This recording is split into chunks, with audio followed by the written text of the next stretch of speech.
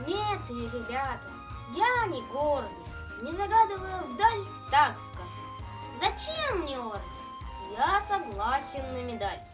На медаль. И то не к спеху. Вот закончили б войну, вот бы в отпуск я приехал на родную сторону. Буду ли жив еще? Едва. Тут воюй, а не гадай. Но скажу насчет медали, мне ее тогда подай. Обеспечь, раз я достоин. И понять вы все должны.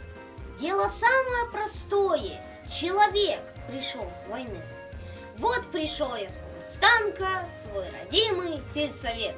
Я пришел, а тут гулянка. Нет гулянки? Ладно, нет.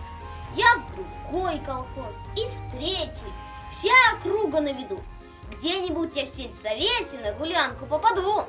Явившись на вечерку, хоть не гордый человек, я бы не стал курить махорку, а достал бы оказбек. И сидел бы, ребята, там как раз, друзья мои, где мальцом под лавку прятал ноги босые свои.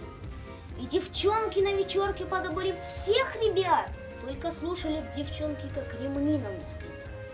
И шутил бы я со всеми, и была бы между них одна, и медаль на это время мне, друзья, вот так нужна. Ждет девчонка, хоть не мучай, слова, взгляда твоего. Ну, постой, на этот случай орден тоже ничего. Вот пришел ты с полустанка, девчонка, самый цвет.